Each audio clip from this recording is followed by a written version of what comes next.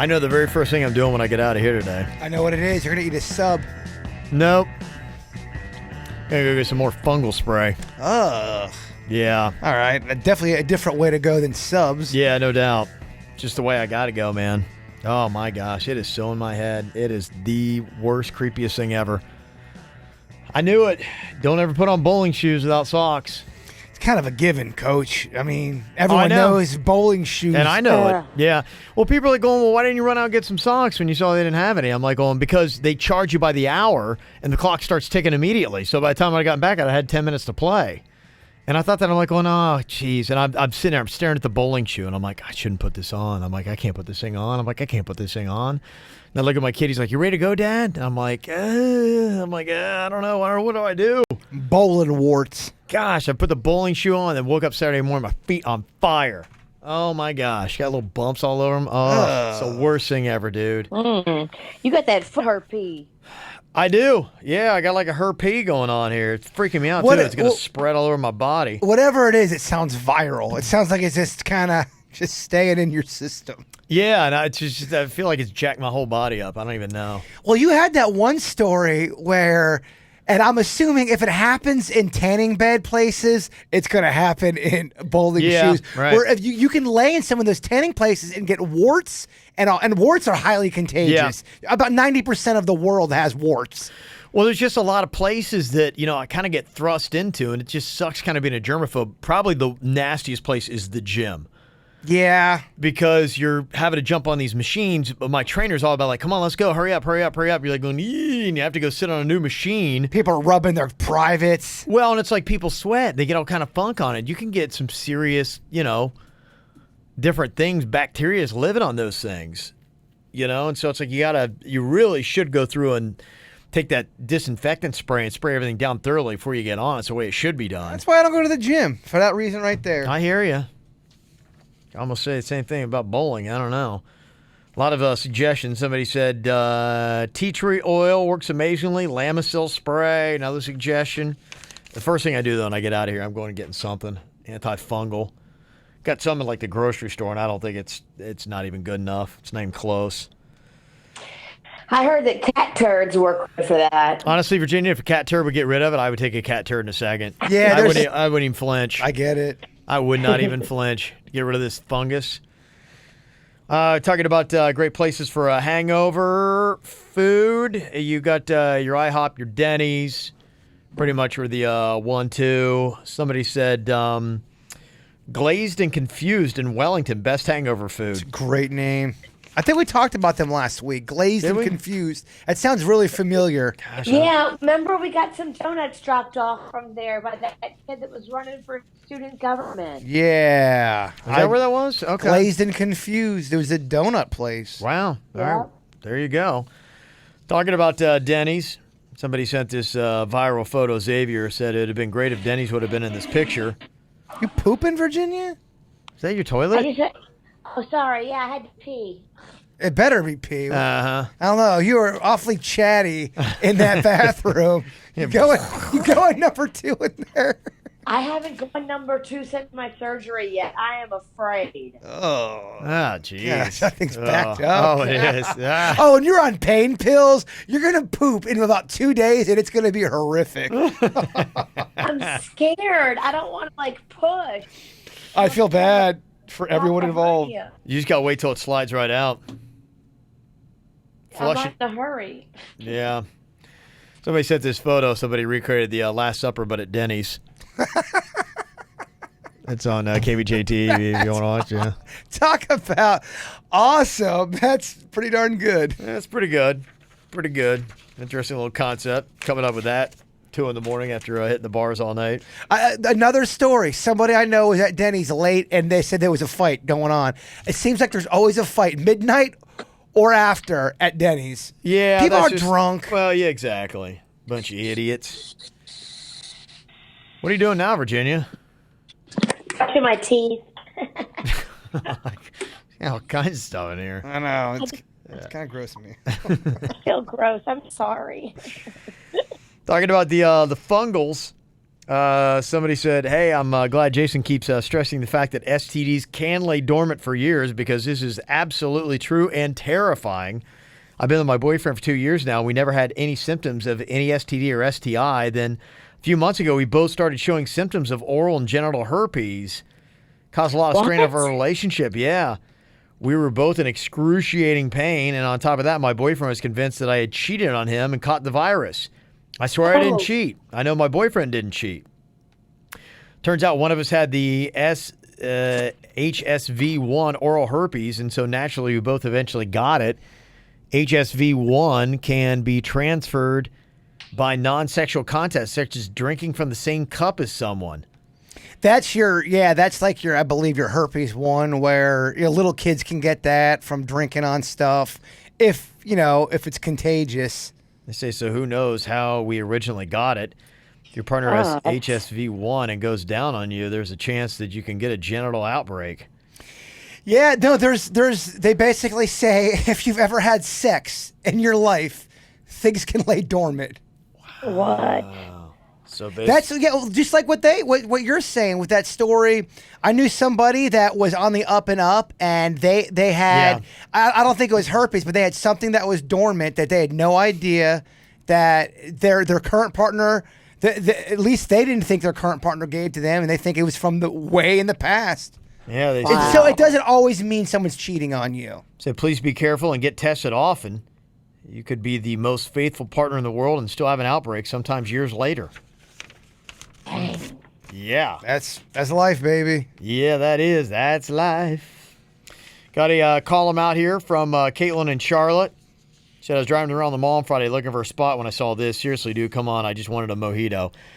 This is some dude, and he's like only in a Nissan, taking up 2 spots so he doesn't scratch up his beautiful Nissan. Yeah, it's such a douche move, man. It is. He's just saying, look, I'm better than you. It's like, imagine if everybody did that, took up 2 spots. You see it all the time. Nobody and have it's a spot always to park fancy ever. pants cars. And that's a Nissan, though. I mean, come on, really? Is that not fancy? I mean, it's not, and not that it ever justifies it if you got like a Rolls or a Porsche or something like that, but I mean, it ain't that level. But if I did that with my truck, you're like, all right, dude, you're right. For Say Something Nice, Jose in West Palm said, here's a suggestion for the game. There needs to be a punishment for every time you lose a round. It's easier to hate on someone when there is no consequence. So there you go.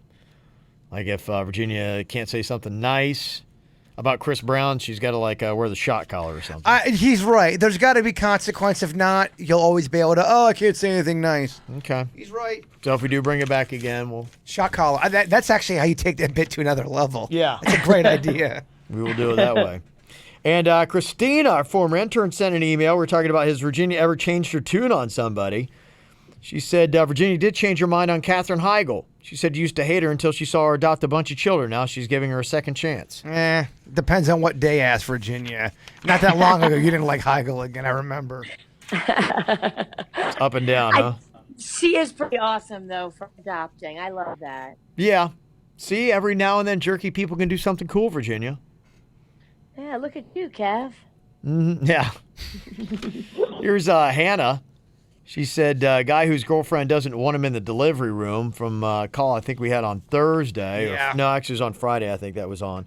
So I was listening to the podcast over the weekend with my boyfriend, and we were listening to the segment where the guy called in whose girlfriend doesn't want him in the delivery room. My boyfriend made an interesting comment that he thinks the reason she doesn't want him around is because she doesn't want him to be there to sign the birth certificate that he is the father. Since it sounds like they aren't married, my boyfriend thinks that she is doing this because if they break up, the child will be 100% hers, and the guy who called will have no parental rights. Just a thought, but he needs to make sure that he is there to sign the birth certificate. Yeah, that was a weird scenario, man. Yeah. Well, I mean, yeah, what's the explanation? Doesn't make any sense. I'll tell you what the explanation is. I think she got pregnant by some. I think she doesn't know. I think it could be his baby, or I think it could be another person's baby. I think she doesn't know, and she's freaked out. Well, I think either way, it's bad news for him, and I get it. Yeah. Yeah, I do not think it's a good thing. We got this about a little carryover from the cornrows thing we were talking about last week on KVJ Court. We had a 10-year-old kid, white kid, that wanted to wear cornrows, and we had a discussion about that. Somebody wrote in and said, let me start off by saying I couldn't care less about the kid wanting cornrows. Good for him. He isn't breaking barriers by getting them, and he isn't harming anyone by getting them. However, what was up with the email from the one dude telling black people to, quote, get over themselves? And what the heck was up with how you guys simply laughed at his email like it was some joke? First off, I'm going to go on a limb and say that dude probably wasn't even black. Even black people who don't get offended by everything don't try and act like all the bad stuff is in the past and that there isn't any problems in this world.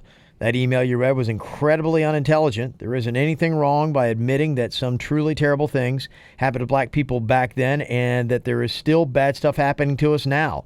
If that upsets you so much, just go fuck yourself. Yeah, I wasn't. Annoyed black guy. I remember when that was read, and I was laughing towards the end of it when he starts to go off on something else that made me laugh, and I could see how someone was going to think that I was laughing at that. I wasn't laughing at the fact that what he was saying towards black people. Yeah. He swore a bunch during that email as well. Yeah. It's definitely not something to discredit. I think what we come down to it and what a lot of people agreed was, if the white kid wants to wear cornrows, that's not a big deal at all.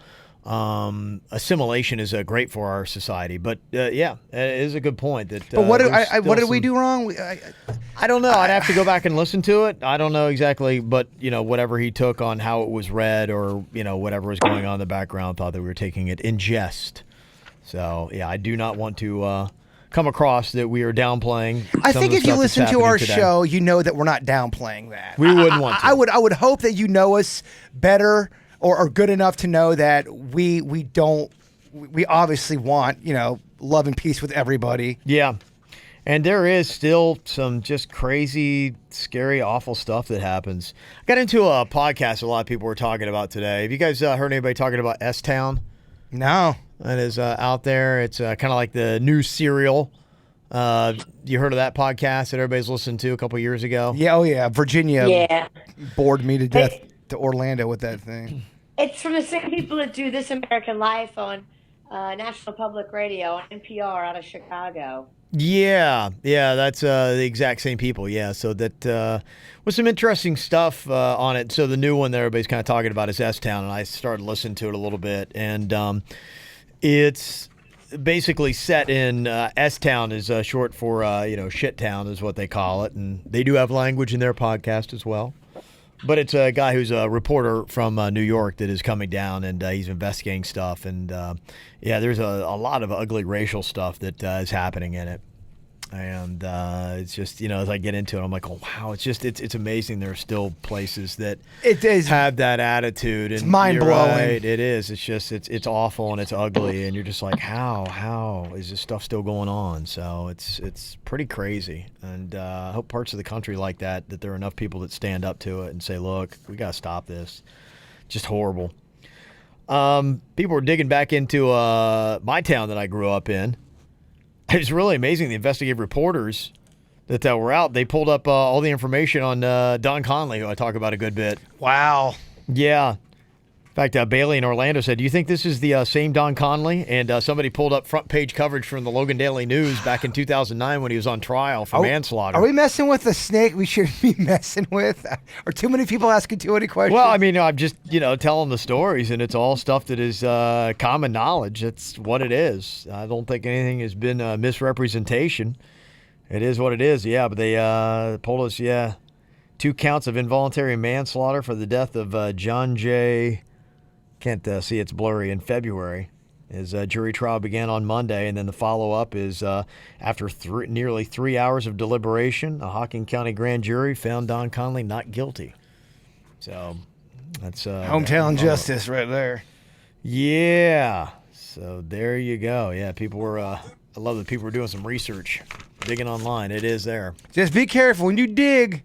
Sometimes you might find something a little you might not want to find. Well, the thing that was kind of interesting, listen to the podcast S-Town. It starts out where the reporter in New York, he gets this email from this guy in what he says is, Shittown, Alabama, and he talks about how there's so much police corruption and things get covered up. It's a real thing? It's like a real, or is it scripted? This is I believe this is a totally real story. Yeah, it's real. It's on a real town, real people, real everything. And it was a story, oddly enough, about there was this kid, his parents are well-to-do in the town, and he got into a fight and kicked a guy to death.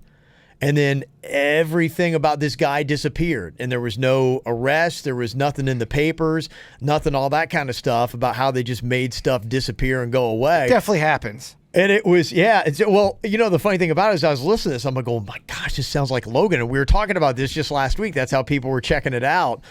I mean, it's like as I was listening to this S-Town, like I could totally hear us going and do the exact same kind of like story on like the Conley case or any of the other crazy cases that's happened in my hometown. Think about the last, just the last 50 years. Think about how it's small towns where they're only governed within themselves. Think about how much shit has been covered up. Think about it. Well, you remember I told you that story. I was talking to this one softball parent, and he had played in a band that was kind of almost semi-famous. They were good enough that they were opening up for like the Molly Hatchets and stuff like that, and like 70s rock.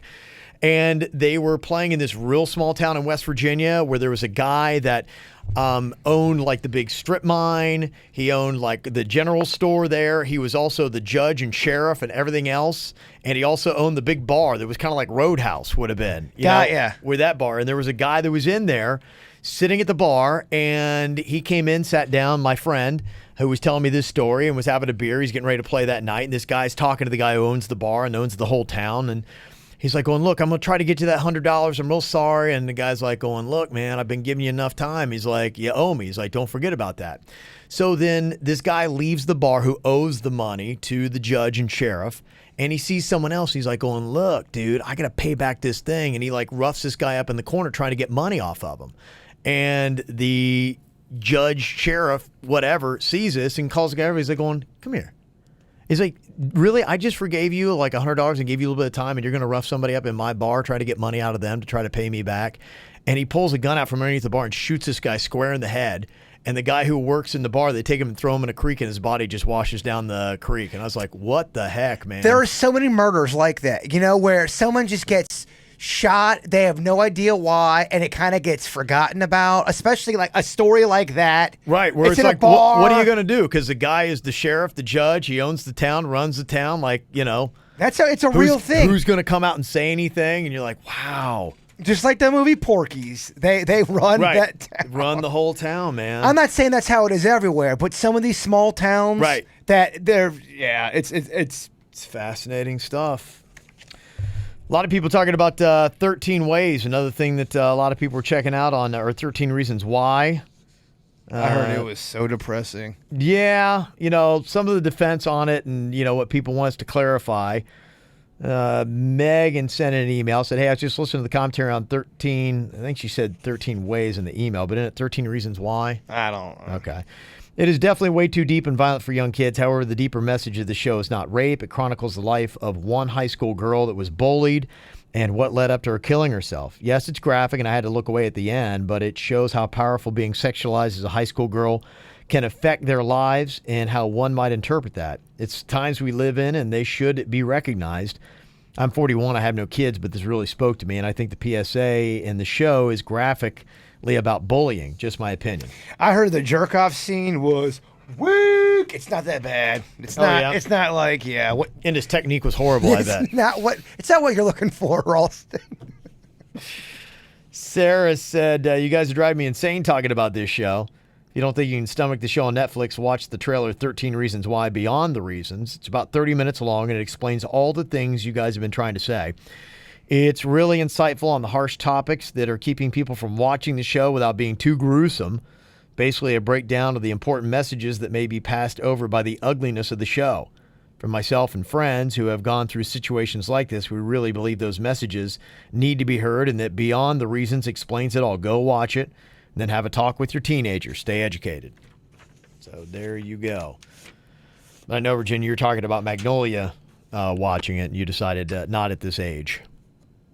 Yeah, she and her little friend, they got to like episode 2 of it. I guess nothing graphic happened by that point, but at the very end is when, spoiler alert, there's like a suicide scene, a rape scene, and I'm sorry, Mags is not ready for that yet. So I told her, don't watch it. It's terrible. You don't want to see it. and she trusts me, and she's horrified of seeing stuff like that. So I think I don't think she's gonna watch it. Yeah. It sounds like a good call. Maybe something when she gets to be much older, possibly, it'd be a good lesson. I But don't know if I want to watch it. I'm 43. And it's supposed to be really uncomfortable, the suicide scene. I don't know if I can handle it. yeah, it's not something that I, would watch myself. So, not for me. But apparently there's a good lesson in it. This email from Erica says, regrettably, I've got behind the podcast. I'm just not hearing this, but it made me laugh out loud. You said it was Anna Nolik's birthday, and you called her the girl who sings Cups. Again, Cups girl is Anna Kendrick. This is 3 years in a row. At least you're consistent. That's my Bill Paxton. Yeah. I can't get the two straight. Anna Nolik and Anna Kendrick. Love your loyal listener in Texas. Thank you very much. Well, thank you. This email from Sid, now in Atlanta, said, for an interesting wedding breakup conversation, there is a place where people can purchase wedding rings of engagements that did not work out at I do N-O, I don't, oh, it don't? I do now, okay, I do now, I don't. I'm like, what? I do now, I don't.com is a website. Anything wrong with wearing an engagement that was doomed, Virginia? Do you carry bad mojo over? The mojo only is in effect if you knew the people. If you're just getting a ring and you don't know the backstory, you don't know the people, then I don't think it's got the mojo on it. What if tell me if this would work? Let's say a couple is getting ready to get married, and before the marriage, they get murdered, and someone cuts off the one woman's finger and it had the ring on it. They take that ring, which is a very nice ring, and they try to sell it at a very low price.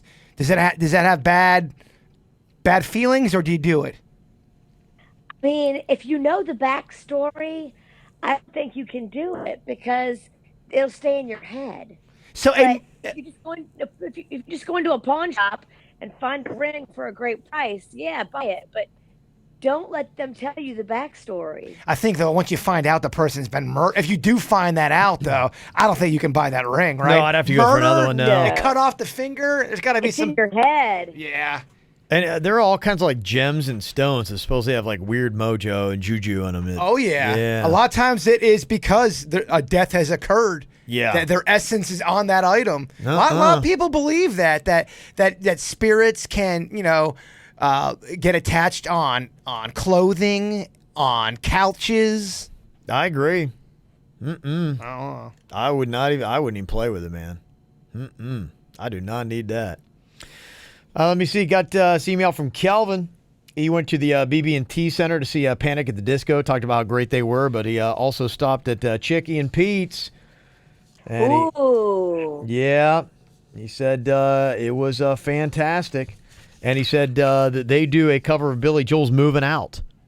Nice. Good. I'm glad to see people getting them cheese fries in them. Mm-hmm. Said you should check it on YouTube if you get a chance. Think you'd appreciate Brendan's rendition of it. Said, anyway, hope to catch you guys at a Briarwood event soon. And look at him wearing that Dickie Ranch shirt, looking good. Nice work there, Kelvin. Good stuff. Yeah, that dude that sings for, shit, I can't remember their name. Panic at the Disco? Yeah, I like his voice a lot. He's real good. I was YouTubing his, I fight, that's their big hit. He nails it, man. Yeah, he does. Good, strong voice. Talk about the good, strong voice. I don't know if we're full for the Noah Cyrus for tomorrow. She's going to be coming by the radio station. A lot of talk behind the scenes behind that. Is there? Yeah, it's not good because I think not because of the artist, but I think people aren't figuring it out. We have to record it, and there's a lot of cameras and all that shit. Oh, okay. So people are just trying to figure it out. High technical difficulty. Oh yes. Okay. Yeah, if anybody wants to go to that, I think tomorrow about 11:30, 11:45, somewhere around there. You can send us an email if we have a couple openings. Get you in, mail at kvjshow.com. Am I allowed to bring something up real quick that's been kind of burning up my... Go for it, dude. This whole submarine sandwich subs versus hoagies. Yeah. People keep giving me shit about anytime I call a hoagie a sub. Guys, they're the same thing. A submarine sandwich, also known as a sub, wedge, hoagie, hero, grinder, or Italian sandwich, is a type of sandwich that consists of a length of bread or roll, split lengthwise, and filled with varieties of meats, cheeses, and vegetables. Yeah, somebody had sent in a text said you have to make the distinction that Wawa has hoagies. They're not subs. They call them hoagies, but a hoagie and a sub is the same exact thing. And anyone that wants to argue that, they're wrong. They're wrong. That's the definition. That's like saying a pizza and a pie are no, they're different. No, they're different names. Different terms. It's like soda and pop. It's just a regional thing. But if I'm saying a hoagie or if I'm saying sub and I'm talking about a hoagie, it's the same thing. Get off of my shit. This is stuff he's burning up about, Virginia. I see that. Very passionate. Well, I mean, people keep calling, shut the fuck up, Jason. You're getting it wrong. And yes, I know I swore. I know that was. You're not used to that by now? But don't call me out on hoagies and subs. Not that. Call me out on everything else I'm wrong about. That he takes seriously. I do. That is unacceptable. Jason's wrong. They're not hoagies. They're subs. That you just can't do. I get it, man. Let me see here. Other stuff we got going on. This is a cool little thing. Rachel from PBSO, Palm Beach Sheriff's officer, wanted to give you all an update. Both Heidi and Michelle were discharged from the hospital earlier this afternoon, according to the email. Says the surgery was perfect. Heidi's kidney levels are amazing. Oh, yeah. I remember this story. Mm-hmm. So Michelle's kidney is kicking ass inside of Heidi. They say it's much harder on the donor, and watching the both of them this week, Michelle was way worse than Heidi. It was the same thing with me. I was in way worse shape than Jim was the first week. Now, by her second week, she's going to start feeling so much better. By the third week, you're going to be fine. You'll be fine. Just want to say I truly am happy to call Michelle my partner. She's the most selfless person I've ever met. I'm so proud of what she did this week.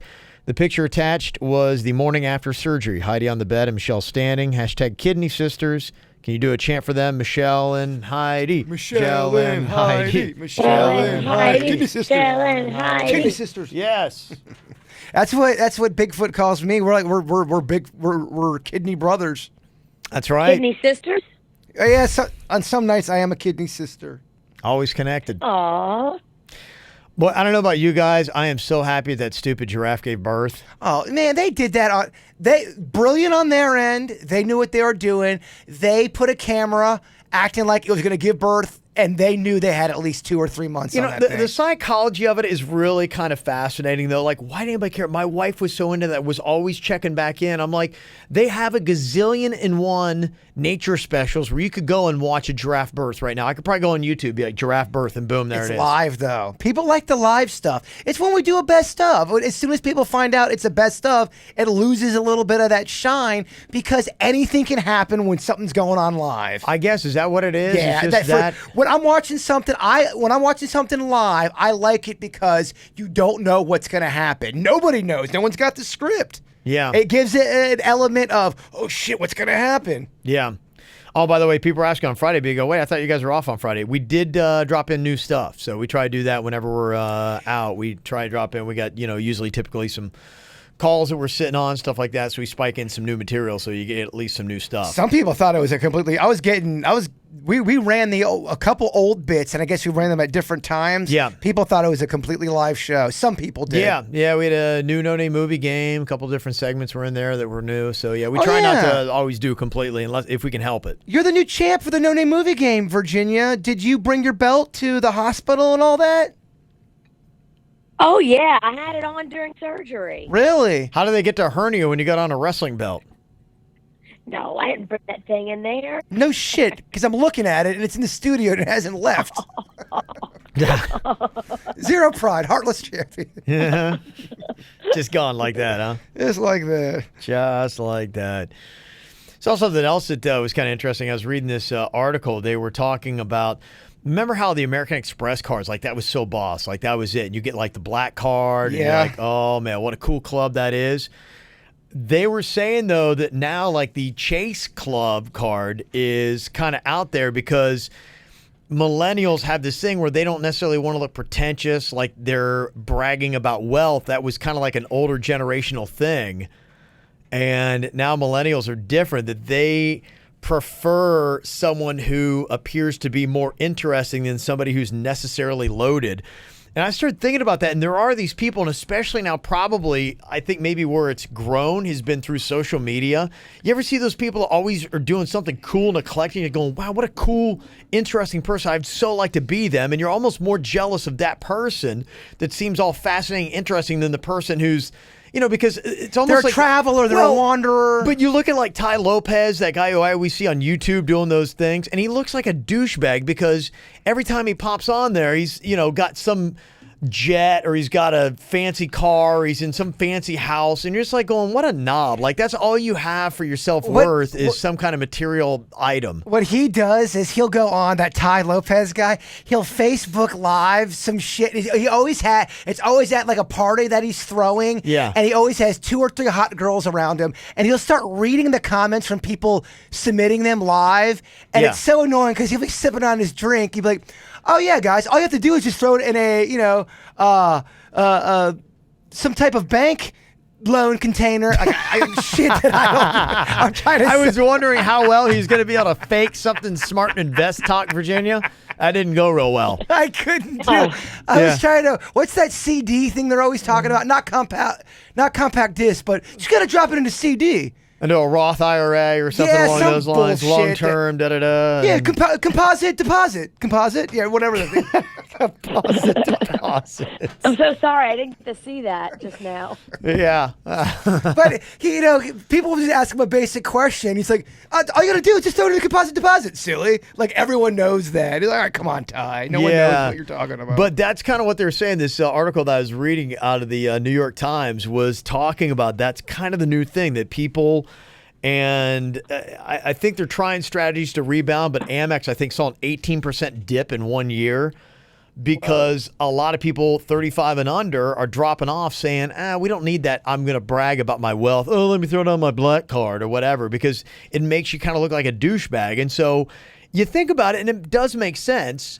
Let's say, for instance, you wanted to sit down at a bar. Who do you want to talk to? Do you want to sit there and have a conversation with the Amex black card person or the person who has got the world experiences, who's done stuff? And I think about, how they did The Most Interesting Man in the World so successfully. Yeah. That this is a guy that just had a life full of great experiences. And that's what the argument was, is that marketing to millennials, they are much more into the experience than they are in the materialistic. What's below the millennial? What's Gen Z? So Gen Z, what's the oldest Gen Z person that can be out right now? Are Gen Z I think that's about 21 yet? I think it's like 21 and under. It's like Gen Z. Okay, so they are now becoming adults. Gen Z is. Yeah, I think like my kids would be Gen Z. No shit. They wouldn't be millennials. Yeah. Okay, so when does what's going to be the new thing after that? You had a Gen Y in there somewhere. I don't know where Y is or Z is. I don't know. Z may be the. Because now millennials are becoming the old people. Like, we're really old, but millennials are now, they're morphing into the older. Yeah. That's, I think, what it is. So what do you want? Virginia, do you want the rich, pretentious dude, or do you want the person who has all the life experiences? Well, I'll tell you, just recently I was at a polo event with a girlfriend of mine, and we were waiting in line at the cash bar. The guy in front of us, he was maybe, 5 or 6 years younger than me. He was younger than me. He was the same age as my girlfriend. He had an Amex black card, and we both noticed it. And we were both impressed by it. And I don't know, depending on what circles you're running, it's still impressive to see that Amex black card. Yeah, well, I was sitting and talking with a guy, and I don't want to brag, at the ale house. And this is a guy that lives out of his car, and that's really where he lives at. And I was impressed by his story. And it was fascinating. Yeah. He doesn't live in an apartment. He lives in a car. And I wonder if it's almost a generational thing. If Virginia's the Generation X, and the black card's still doing it for her. But yeah, I mean, there's like one DJ that is always, DJing all the cool little parties. And I was talking to him not too long ago. Dude he has like a Volkswagen van that he's got like a water treatment thing in. He lives in that. He travels like in the summer. He's up in the Hamptons. In the winter, he's down here during season playing all the cool parties. Then when he's not doing that, he goes like Tel Aviv, which is like apparently like the most modern, trendy city in America or in the world.